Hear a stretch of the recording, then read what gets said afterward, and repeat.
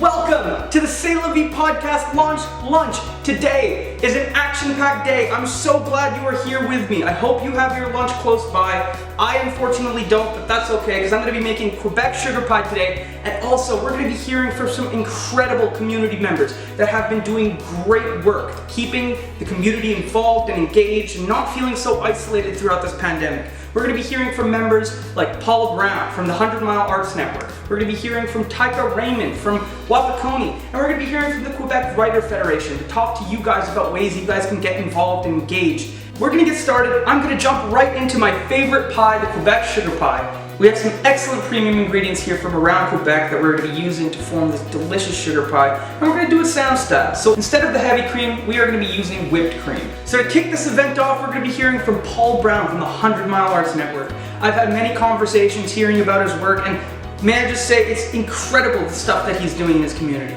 We're also going to be hearing a performer from the 100 Mile Arts Network, and you guys are going to be hearing about their story. So without further ado, take it away, Paul.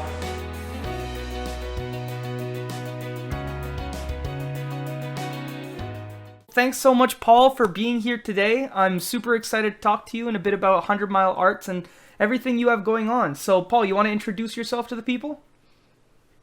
Yeah, my name is Paul Brown, and I'm the general manager of the 100 Mile Arts Network, and we're a network that is based in the Outaouais region of Quebec. Okay, that's really cool. So, Paul, this event, we're going to be talking to some really cool organizations and about the work that they're doing in their community.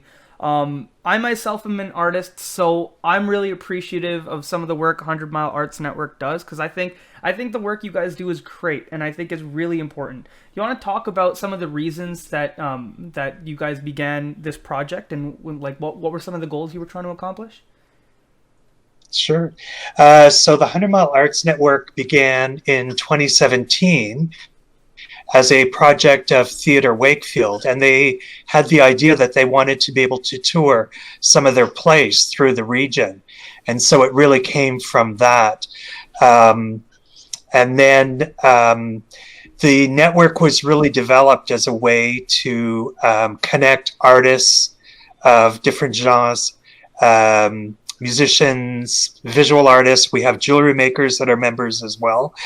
And we've got a canoe maker, artisans.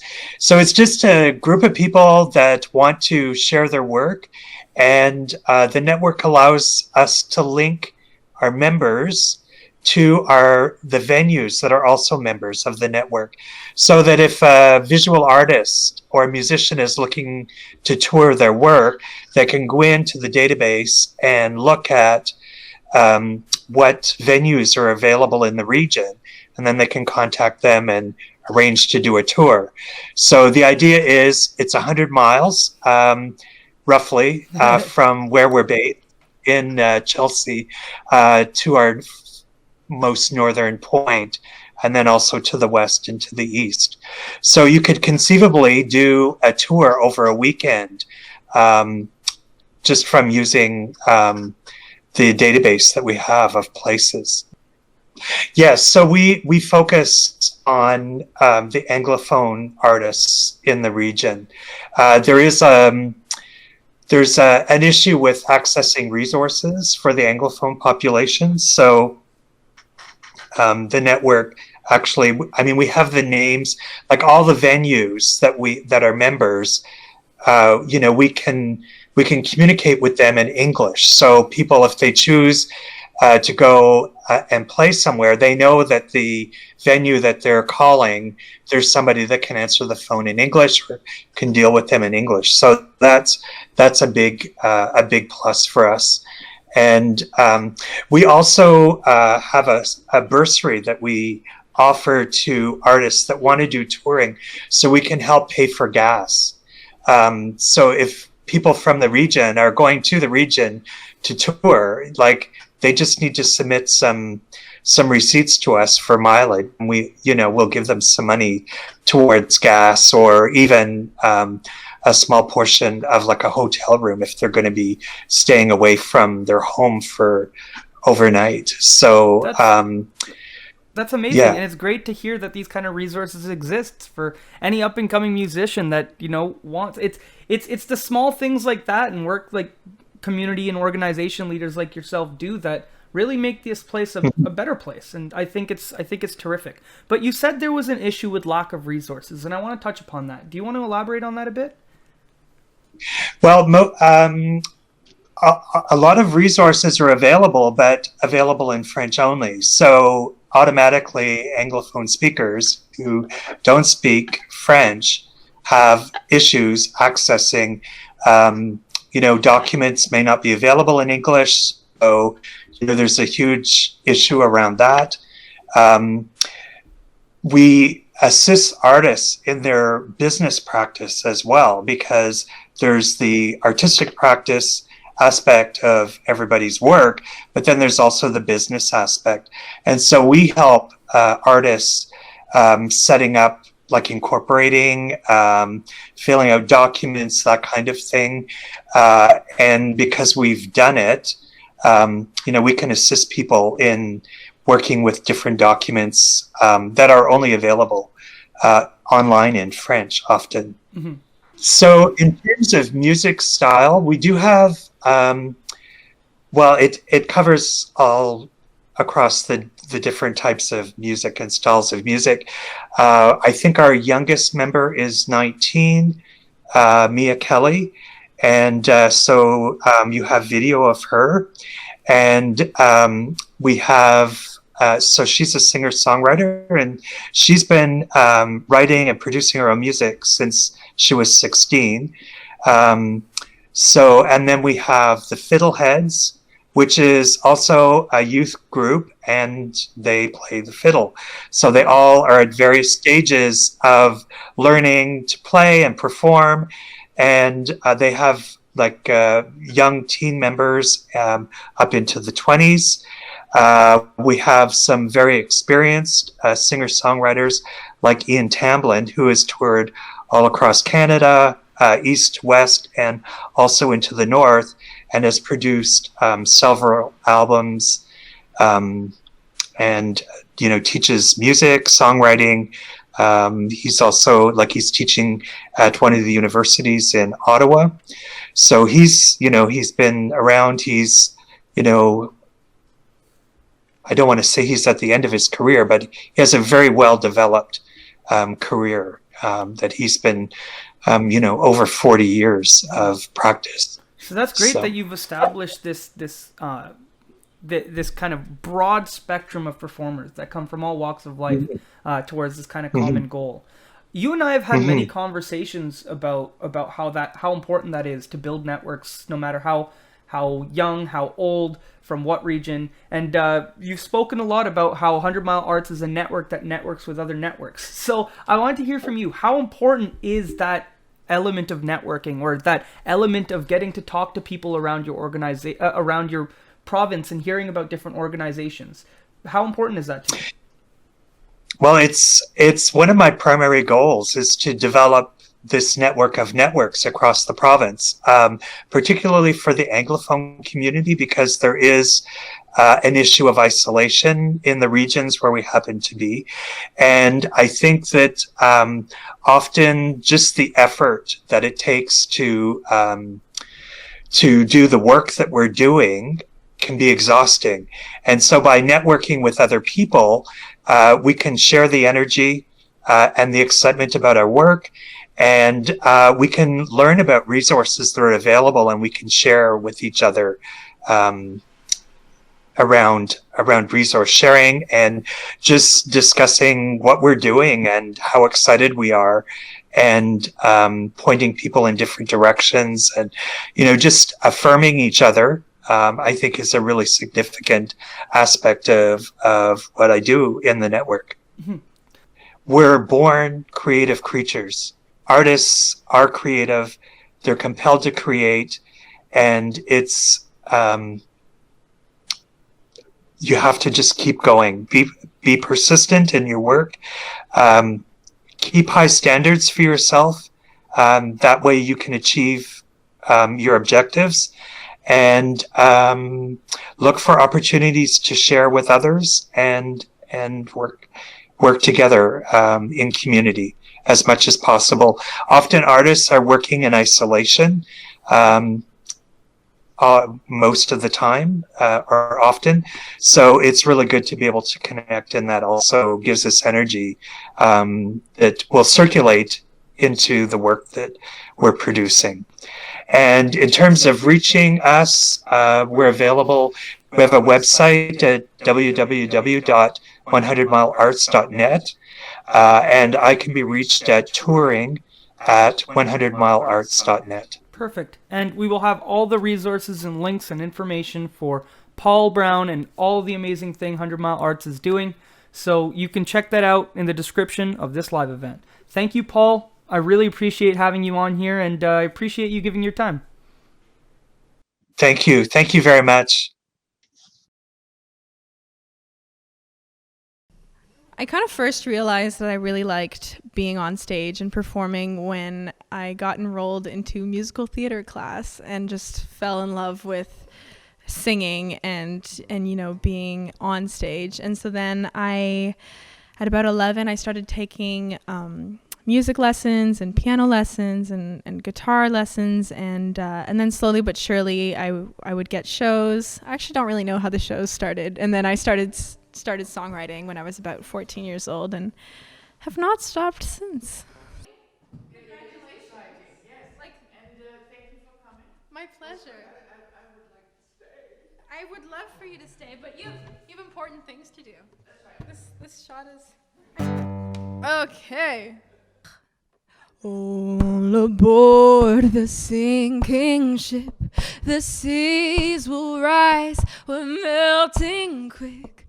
The shadows grew, the air gets thick. Come on, all aboard the sinking ship. The tales were tall and then they grew. The fears, the signs, they were all true.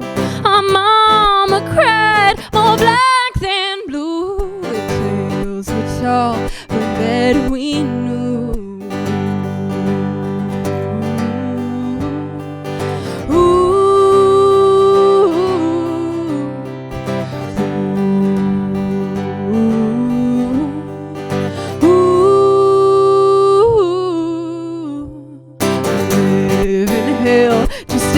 Away. The fire is lit and it's here to stay. The devil laughs and starts to play. Hell just stays away.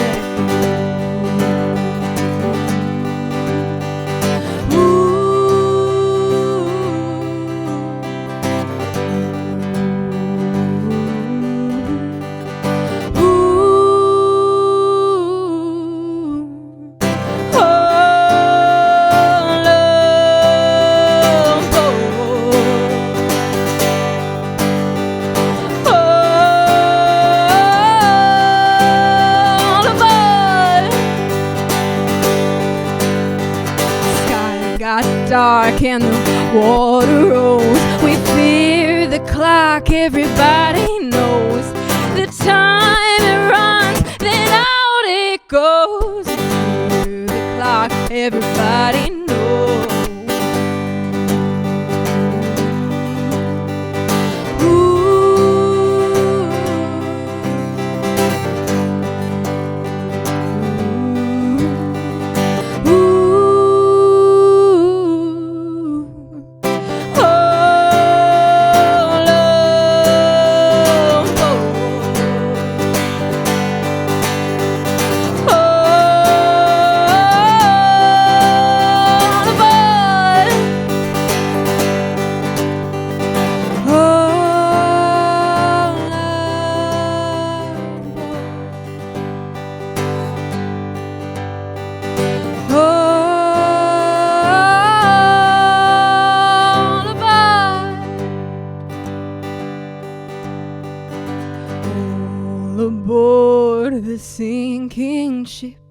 The seas, they rose, yeah, we melted quick.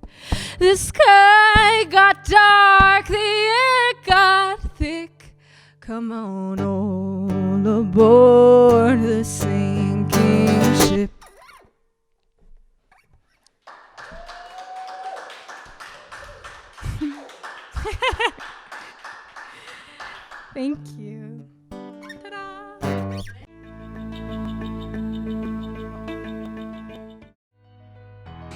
Wasn't that amazing? I want to thank the 100 Mile Arts Network for participating in this event, and as for everybody who's going to be here, you can find all of their information in the description of this live event. And yeah, we're gonna jump right into cooking. We're gonna start by mixing our dry ingredients, which I already know is everyone's favorite part. Now, the reason I like sugar pies so much is it really shoots me back to a time that I was hiking and got lost in Mount Orford. My girlfriend and I didn't really know how to get out, and we only managed to get out a few hours later, exhausted, and worst of all, we were starving. So we immediately left the trail and found the first restaurant we could. It was this super fancy restaurant in the middle of the woods. And both of us were wearing sweatpants and we were very muddy and everyone inside was wearing fancy clothing. And yet we walked in and without any judgment, they let us in and they fed us. And it was probably one of the best meals I've ever had. And at the end of the night, we ended it off with a delicious sugar pie. I can only hope my sugar pie will be as good as the one from that night, but we're just gonna have to wait to find out. In the meantime, I'm excited to introduce to you our next performer, Tyler Morin, who's gonna be performing his new song, Let Me Know.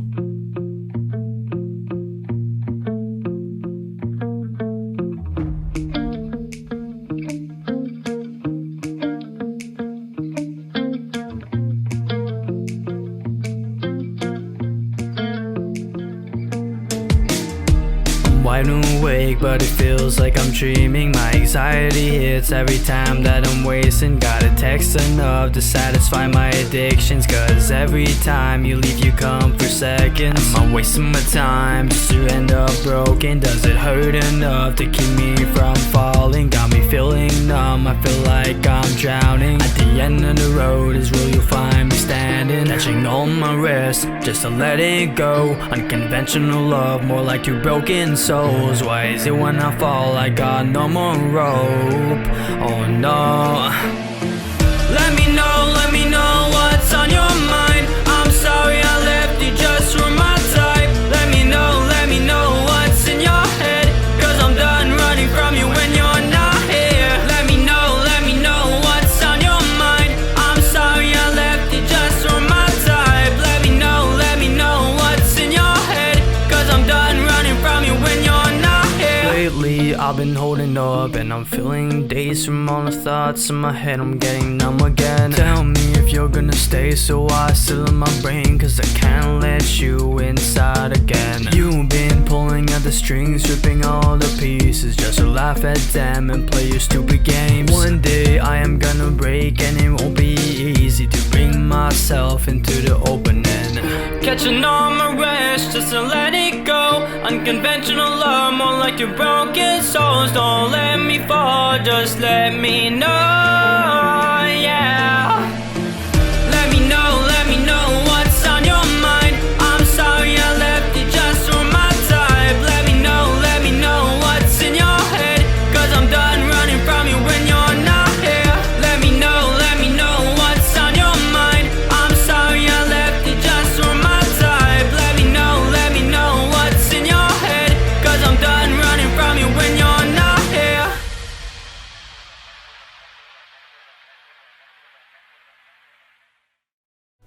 Thank you, Tyler, for that incredible performance. Now on to my favorite part, the do-do-do-do-do. I promise, I'm a professional.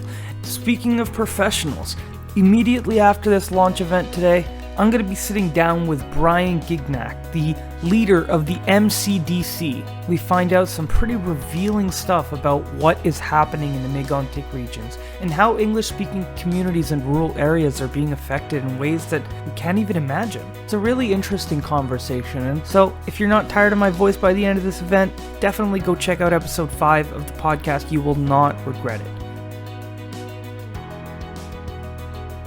So now while these rest in the fridge, we're going to be hearing from Tayka Raymond, and she's going to be telling us about some of the amazing work that she's been doing. So without further ado,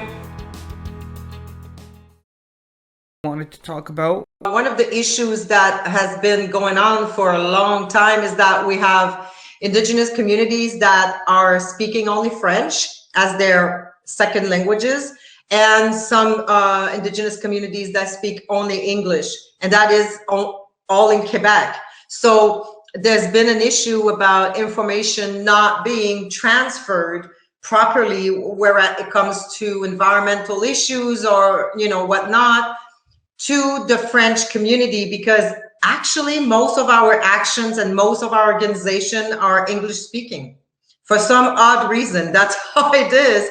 So a lot of French speaking communities don't receive the information or don't know what's happening. So that's an issue. Yeah. And it's been personally bugging me because we all, people will not translate stuff. But like last year, because everybody's sitting at home, like Montreal Climate Justice, all of them, I asked them, can you hire a translator and get all your documentation translated, because you cannot reach the French-speaking Indigenous communities in Quebec at all. So it's been done. It's a working towards a bigger picture of progress, and this idea of information, this information pandemic, is an issue that I touch a lot on episode 5 that we'll be releasing the same day as this launch event. How do you think it translates over to the Indigenous communities as a whole, and how it kind of creates this disconnect between the two cultures? Okay, so I profoundly believe that actually the pandemic brought a lot of positivity and a lot of good work towards, I don't really use that word, but for lack of a better word, partnership. Okay, I'm not going to say reconciliation, because unfortunately this word has been really misused or overused or abused. So I would say partnership, because everybody's at home. A lot of people lost their jobs. So they ended up with all this time on their hands. So what I saw is a complete opposite of what we've been going through for like the past, let's say 20, 30 years, where I remember back then, nothing was moving in Quebec. I mean, literally nothing. I was in the United States for 12 years. We had like resurgence of Indigenous languages, healing centers, ceremonies wise. And then I would come in Quebec, and the communication with the Quebecois people or even the immigrants were like -1. Like there was no awareness, there was no workshops, there was no effort on either part. I would say on either side, people were not making the effort. Whereas the environmental issues, nothing was happening in Quebec. Now, for the past 4 years, I've seen like majorly, finally, our prayers being answered, where that this, like the awareness workshop that we have now, that we're reaching schools and we're reaching organization in Montreal, in the Grand Montreal and elsewhere in Quebec, that wasn't happening before. But also creating a space where people are meeting. I cannot say we would be sitting here 2 years ago, because I probably would never had time to do this or the focus to do it. Now we could use all that free time and create this bond between people. And I'm seeing it happening. I'm seeing people working together, not just bounding, but joining hands and working together on many issues that needs that togetherness, that need that partnership, because we all anyways on the same planet. We all living literally this life where we need one another. We can't stay in our, I'm going to use the favorite word right now, bubble. We cannot, in my own opinion, we've been in our bubbles for way before the pandemic. Everybody was living in their little bubbles. Now we are meeting in the middle. We are discussing issues. We are finding solutions, and we are moving forward. So I would say that the pandemic brought all this amazing movement. Mm-hmm. So good. Mm-hmm. Absolutely. And you know what? I completely agree, because a lot of these conversations that I so deeply cherish nowadays, I wouldn't have had this pandemic not begun. So in some ways, there is a way that it really kind of connected us. So tell me, how does Wapikoni come into all of this? I want. Do you think you could tell everyone a bit about the organization and the work you guys do in your community? But Wapikoni was created in 2003, and it's with the Atikamek Youth Council. So that's one really cool part is our youth, our next generation, were put their first step towards this organization that is Wapikoni, and it's basically the visual art through stories, because traditionally this is the best way for us, even between us, not just to the outside world, let's say, but between us. Storytelling is really a big asset within all our nations, First Nation, Métis, and Inuit. It's a way to tell story about the past. It's a way to teach lessons. It's the way to understand other nations too, because we all different. We all live basically the same way of life, but we all have particularity, First Nations and Métis and Inuit people. So it was a way to share all these valuable things that form our nations, and through art, which is of course the best way to do that. So, and basically it was to allow people to do film on all subject you can think, all topics, all issues that you could take of, and let them express the way that they see the world, the way that they see their future, the way they see what's going on now. So it's a storytelling through film. And so from there, what happened is that about 3 years ago, there was a creation of the awareness workshops, which is basically a branch of that beautiful tree that is Wapikoni. And so through these workshops, we go to school. And during the pandemic, we just turned into the virtual. We stopped for a few months, of course, because there was a readjustment, of course, but we now are on the virtual. That's how we met. And we're still giving these workshops to schools, all ages. Wonderful workshops, by the way. Thank you, Miigwech. And so through schools, high schools, college, university, organizations, reaching out there. And it's a short workshop. It's about an hour. But for 15 minutes, we talk about the past. We talk about the Indian Act. And it's a residential school. And it's a way to explain it in a real short, simple way, so everybody can at least have to begin to understand where we're coming from, where our ancestors are coming from too. So that's what the awareness workshop were made for. And it's amazing because we have instant results. For me, that's the most beautiful thing, because working to protect the sacred, working to protect the territory, it's like pushing a wall. Every day of your life, you're pushing a wall. And so it can get very deceiving, depressing even. And for me to do this kind of work, it's like instant positive results. I have an impact, little me, I have an impact on the people that are listening to our workshops. And so for me, it's a positive thing to do.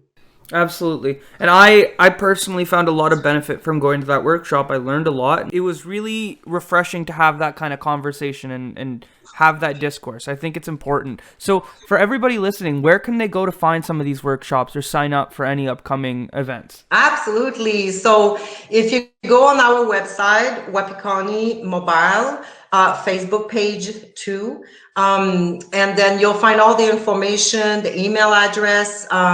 So Ellie John would be the contact person for the workshops. But like you can just send your email, and we 28 employees. So, and we all interact, we all work together. We all have our department, basically our responsibilities, but we always together, we're working a circle within a circle, in a real decolonial way. And that's another thing about Wapikoni, is everything is about how to bring people together and not work like in the linear, but in a circle way. And so we don't forget nobody along the line. So just go ahead and go to our Facebook pages, our website. We have 1,300 short film that you are welcome to watch. So it's available to public. Some of them are locked because we go to festival.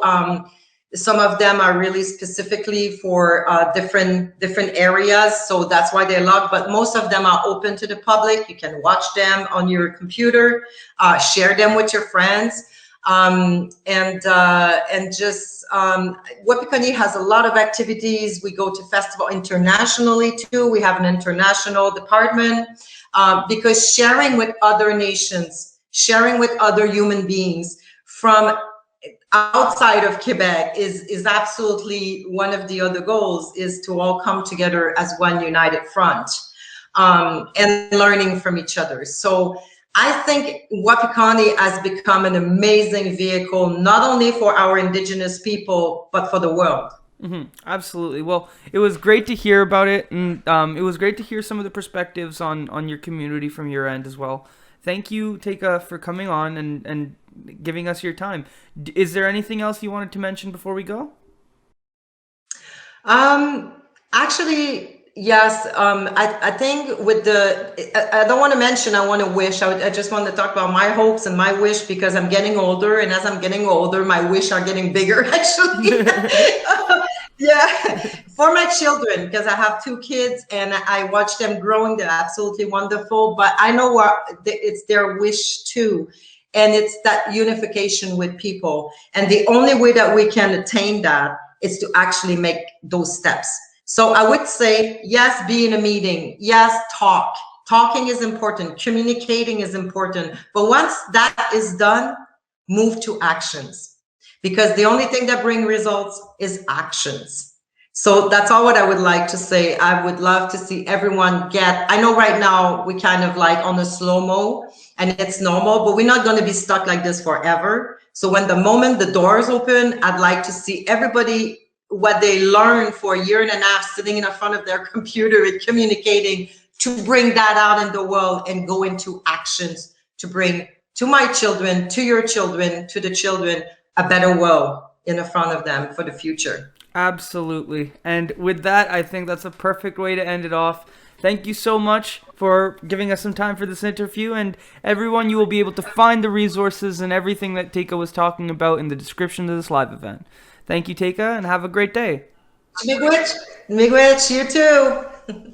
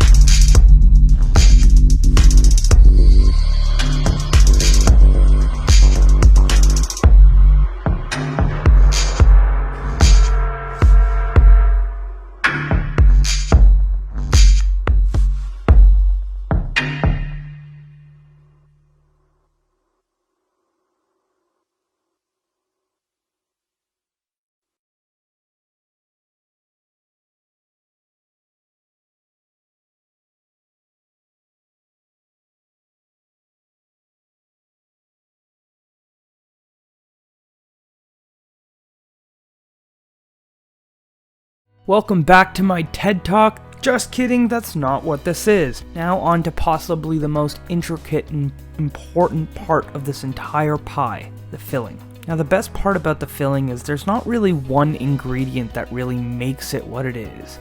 Now of course the brown sugar is important, but so is the maple syrup, as well as the flour, the cornstarch, the coffee that I completely forgot to add into this recipe. Promise, I'm a professional. The point is, not one of these ingredients makes the pie what it is. And we've been having a lot of conversation about how Quebec resembles a mosaic. And it's kind of like this dish. See, all these different ingredients have complexities that make them special, that make them what they are. And they all bring something significant and different to the pie that no other ingredient really brings. The pie is better because of this diversity of flavor. Can you tell I really like pies? I really like pies. But that's enough about me.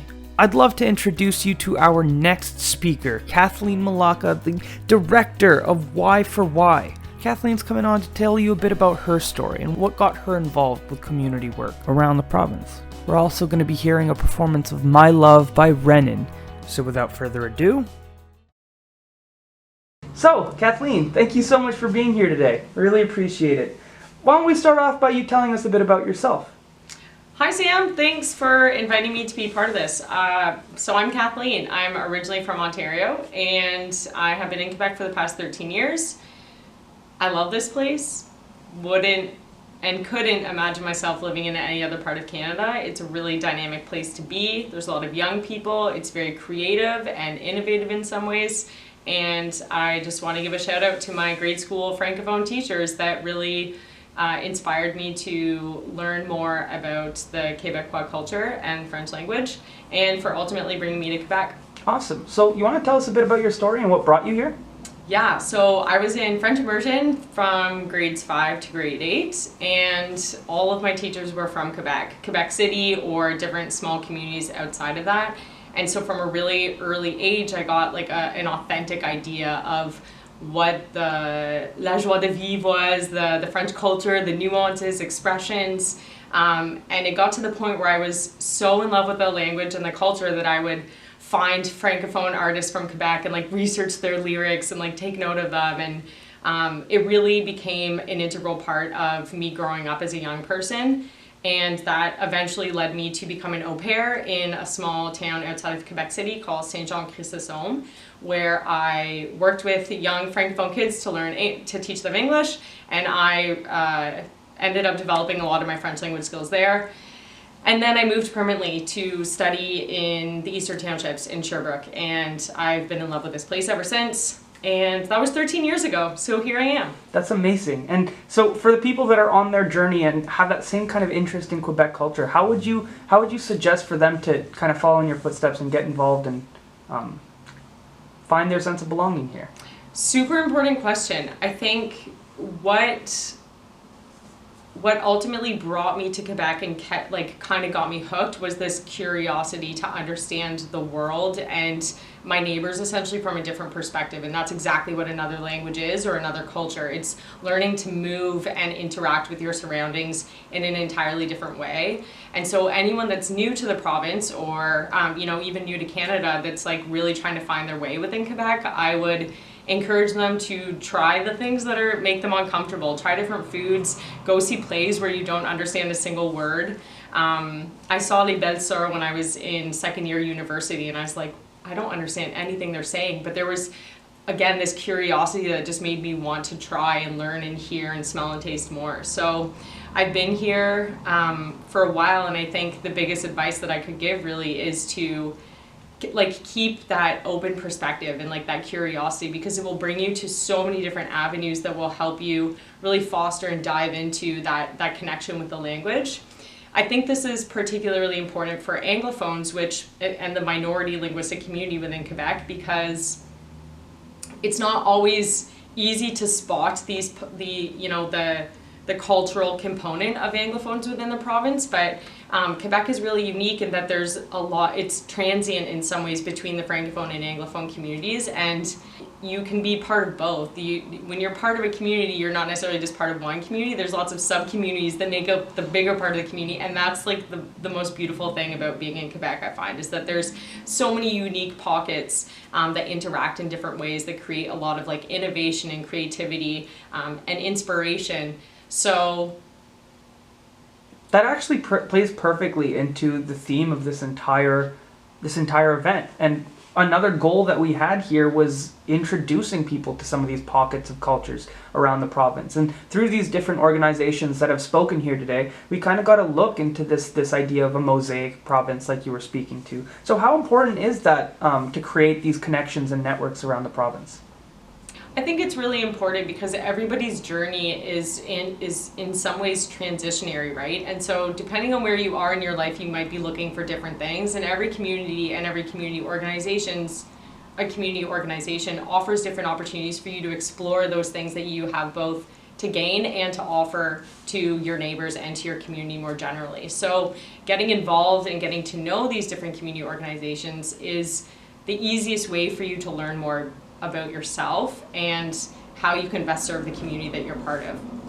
That's absolutely. I 100% agree with that. So for people that are now looking at our organization and don't know anything about it, what would you tell them? That's actually a great question, Sam, and I'm glad you asked me that, because Y4Y is a very dynamic and forward-thinking organization in a lot of ways, because our goal is to create connections to foster a sense of community with the English-speaking community or the linguistic minority, specifically with youth. So what we aim to do is identify the needs, the wants, the aspirations, the dreams, the challenges that the linguistic minority is facing within the province. And through that, we do projects, we do consultations, we offer avenues for young people to volunteer and to get involved, and also to be part of mobilizing change that they want to see within the community. I think young people in general are, especially in the context of the pandemic, are kind of assumed to be the most resilient because they're less impacted, but we actually see with young people that they're the ones that are to some degree being pushed off aside because their needs aren't as prominent because they're perceived to be so young. So Y4Y wants to take this energy in a positive way and create the changes that young English speakers want to see. So whether you're born and raised in Quebec or you're from out of province like me, or whether you're new to Canada in general, there's a place for all English speakers to feel connected, to develop their sense of belonging, and to feel like they can be part of the changes that they want to see. So that's kind of what Y4Y is. It's a youth network, it's run by youth, our board of directors is all youth. And we work across the province. So as far as Les Îles de la Magdeleine, to the Eastern Townships, to West Island, Montreal, there is countless opportunities for young people to get involved and to figure out how they fit and what kind of place they want to have within the greater province. So to all the people you just sold with that beautiful explanation, how can they get involved? What projects and different events do we have coming up with Y4Y that people can look into if they want to get involved? Great question. First place to check would be our website, y4yquebec.org, or our social medias. This is where you can keep up to speed about different events that we have, activities, reports, policy briefs that we're publishing, avenues for volunteering or chair positions, for example. If you want to be part of our board, we would post things there. It's also a great way to, you can sign up for our newsletter, you can become a member, which has different benefits that are associated with it as well. So yeah, check us out on our social medias or on our website, and you'll get a pretty holistic picture, I would say, of what we're doing and how we're doing it and how you can get involved. Amazing. Well, anything else that you want to say to the people before we wrap this up? Thanks for tuning in. Hi everyone, my name is Renan, and this is Ryan. And we are going to be performing my debut single. It's called My Love, and it's part of my upcoming EP. If you like it, it's out on all platforms, and feel free to follow me for more.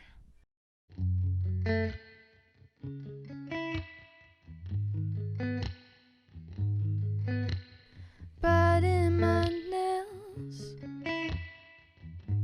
I've got a problem with love. When this fails.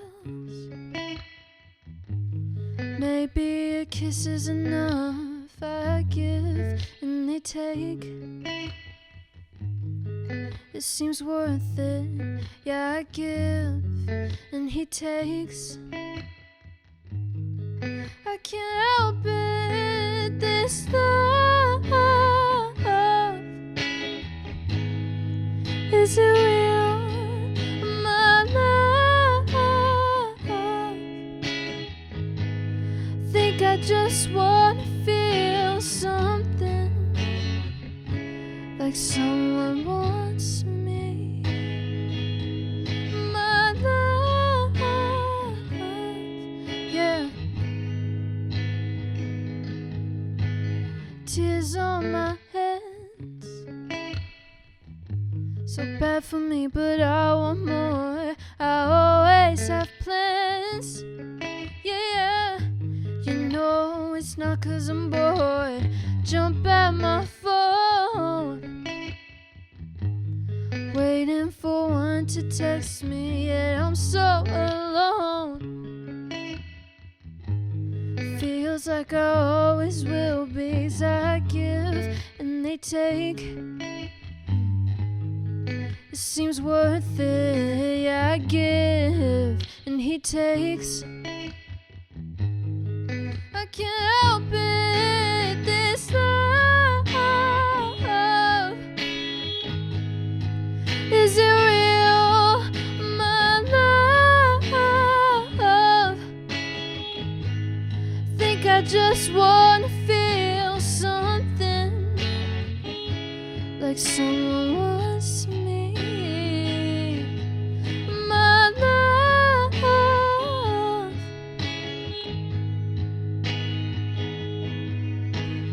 I don't mind if you break my heart.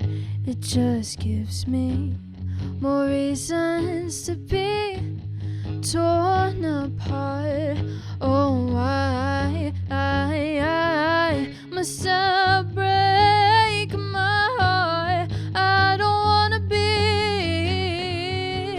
so torn apart. Well, this love, is it real? My think I just wanna feel something, yeah, like someone wants me. My love.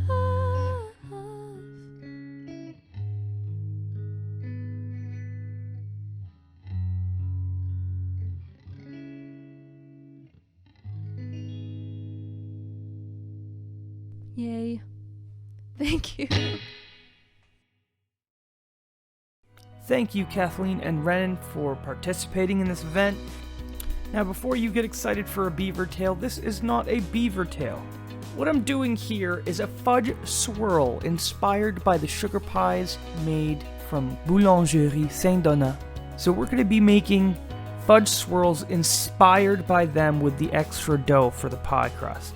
After letting the dough and fudge cool and harden for a bit, and it'll be super easy to cut. Now there's two ways of using these in the recipe. You could bake them first and then add them after, or you can put them directly in and just add 5 minutes to your baking time. I'm going to add mine into the pie directly so that pie crust can caramelize in that fudge and sugar cream mixture. So now we're going to end it off by topping our pie filling into our pie. Oh yeah. Look at that. I'm gonna put this in the oven to bake, and while we do that, we're gonna be hearing from QWF, and they're gonna be talking to you a bit about their organization and how you can get involved. We'll also be hearing from some really talented Québécois poets, and yeah, let's get right into that. Hello, everybody. We are from the Quebec Writers Federation. My name is Afrina. I am the communications officer, and with me I have today. My name is Riley, and I'm the membership services coordinator at QWF. And we'd like to start. Sorry, Riley. Go ahead.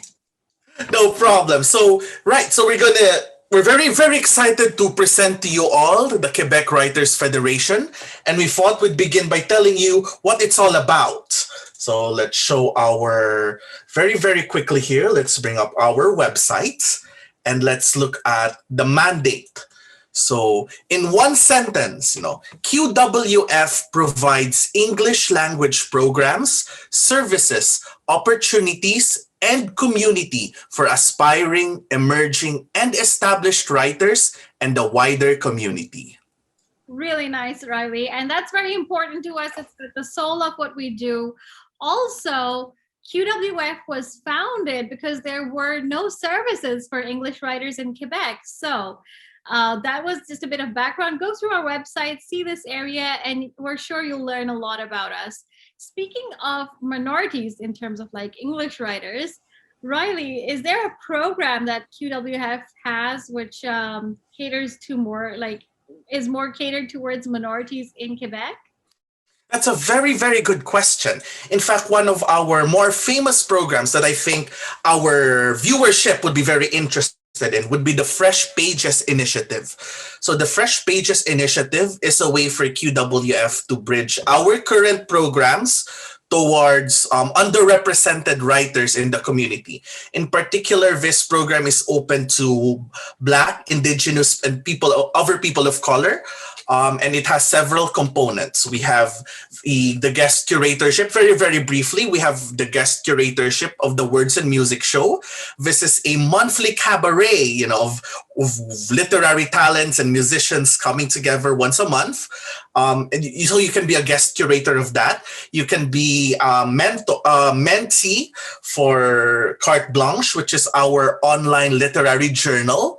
And very, very exciting is here, we have writing workshop scholarships. So Afrina will talk a little bit after me about our workshops. But basically what this will give you is, we select 8 people who are BIPOC. They're entitled to participate in a workshop of their choosing. And on top of that, they get complimentary 1-year QWF membership. So that's it for the Fresh Pages Initiative. And on to you now, Afrina. Thank you, Riley. Also, could you quickly pull up the workshops pages? Because that's what I'm going to be talking about now. So at QWF, we hold workshops in spring and fall. And these cater to poetry, fiction writing, nonfiction writing, short fiction, playwriting, screenwriting, memoir, children's, and YA, as well as the business of writing topics. And we pretty much have something for everyone, right? We also have needs-based scholarships. Every year, the QWF offers an additional 8 full scholarships each term to participants who would not be able to attend without financial support. And this is really great because we really want to include everybody and have access to our workshops for everybody as well. So therefore, if you see a workshop that you like, please do not hesitate to apply for our workshops. And speaking of workshops, Riley, I think you have something to say on mentorship. They're quite related to workshops. It's another of our big projects is our mentorship program. The mentorship program, I'll show you very, very quickly where it is in our website. So basically, we pair an emerging writer with an established writer in the community. So these 2 people, they work together for 4 months from around February to May, and they get one-on-one guidance. And this culminates in a public reading. So it's actually this year, it's going to happen in June, where the mentees will be reading the work they've been working on. So there is a small cost. There's like a $25 fee to apply for this. And you do have to be a QWF member. But again, for BIPOC people, we have, as part of our Fresh Pages Scholarship, the May Roof Sarsfield Scholarship, which you can apply for, and you get it. You don't have to pay for it, and you also get membership on top for free. So yeah, I mean, but speaking of membership, Riley, I think it's very important to talk more about membership because at the heart of QWF, we have something like almost 800 members right now and ever growing. But since Riley, as you can see in his name, says Membership Services Coordinator, is the right person to talk about this. So Riley, tell us more about membership. Thank you, Frina. Well, membership, generally speaking, membership will get you, the quick pitch. It gets you a discounted rate to our workshops. You get a lower rate. You get exclusive access to our newsletter, which Afrina prepares every month. Those have like contests, call for entries, a lot of very, very exciting things go in our newsletter. And of course, your membership helps us to continue the work that we do. And everybody has the website link, qwf.org, and you can go and explore this page yourself as well. You get access to discounts on bookshops at libraries and the computer center at Atwater Library, where QWF is our home. The Atwater Library. You can also get like the e-newsletter, which Riley mentioned. It is packed with information, with opportunities in terms of also job opportunities, writing opportunities, competition submissions, a lot of that. You can see a whole list of magazines that you actually qualify for. And, when things open up, there are also these locations and venues which we can visit to actually, see, is it performing arts? Yes, the Seagull Center for Performing Arts. There's just so much. Like you see, this whole page is full, benefits for QWF members. And in addition to what Riley and I just mentioned, I just wanted to wrap up our offers and services and mention that we do have things like Shut Up and Write, which is based on the Pomodoro technique, where everybody gets together in the summer, they write for 25 minutes, we take a break for 5 minutes, go back, and it's a collective, activity. So it's really good. And we have a lot of networking events as well. So you can meet other writers in the community. You can become a part of the community. And if you're still even just thinking about writing, when you hang out with other writers, you'll get really pumped up. And we have a new edition, which is a Goodreads, presence of QWF. We have a book club on Goodreads where you can see all these books written by QWF members. And that's it from me, Riley. I think we've had quite a roll over here. We did. So we just wanted to thank you all for taking the time to listen to our little presentation. We hope that you enjoyed it, and we do hope to see you at QWF.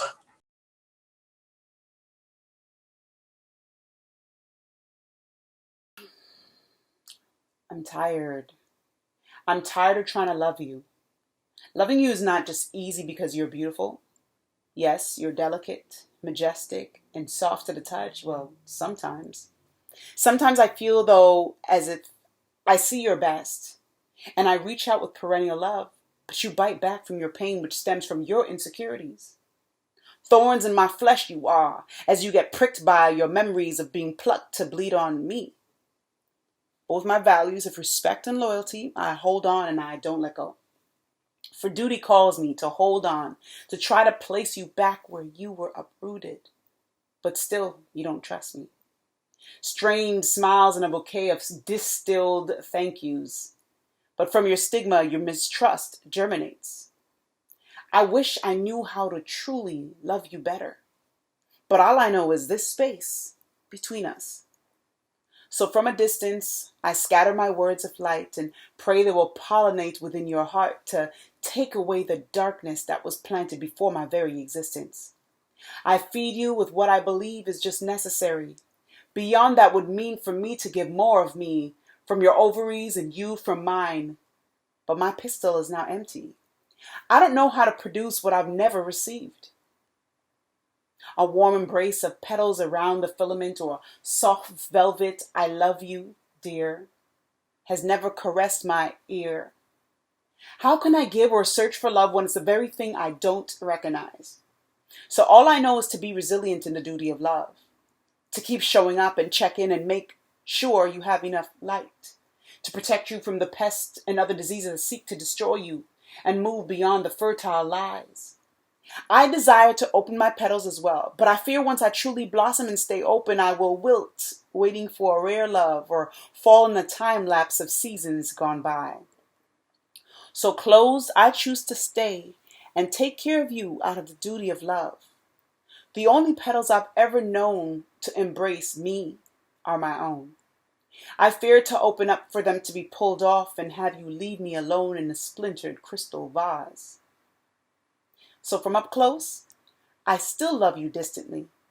I care for you because I think I'm supposed to, or maybe I love you just because. But I'm here in my version of perpetual love. Unopened, but one day I hope to stand in full bloom before you, with petals extended, open to love beyond duty. But maybe we can try again next spring.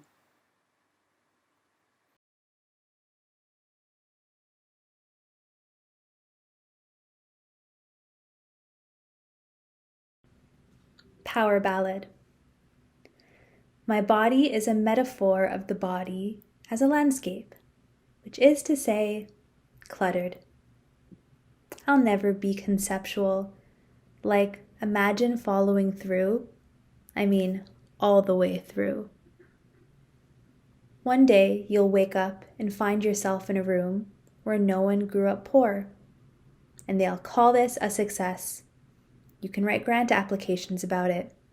Tell the nice officer of the arts about the time your dad took the metro at midnight to Burger King on Christmas Eve, but make it a metaphor about who even cares. I assume all artists are lying, and I lie too. I swear my life feels meaningful sometimes. I've stretched baloney, conceptually, as far as it can be stretched. I commit myself to showing my work, even if the answer is wrong in the end. I live inside of big intentions.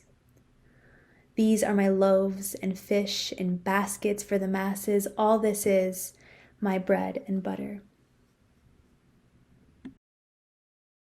So here we have it, our final product. A beautiful Quebec sugar pie inspired by Boulangerie Saint-Donat with the caramel fudge swirls on top.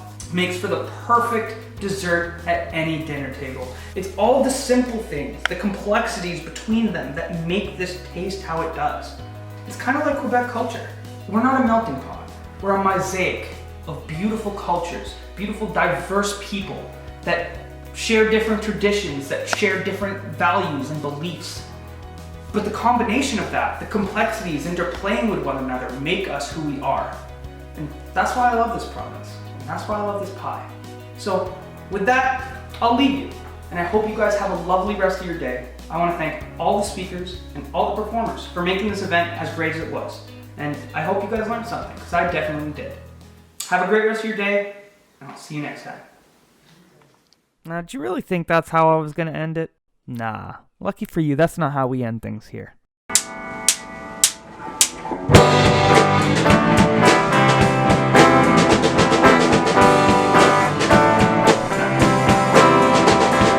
Thank you for coming to the show.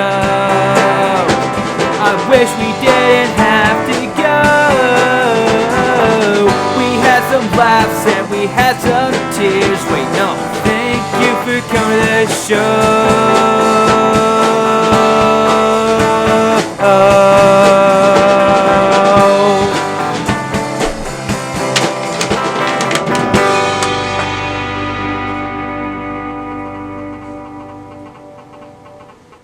My pie.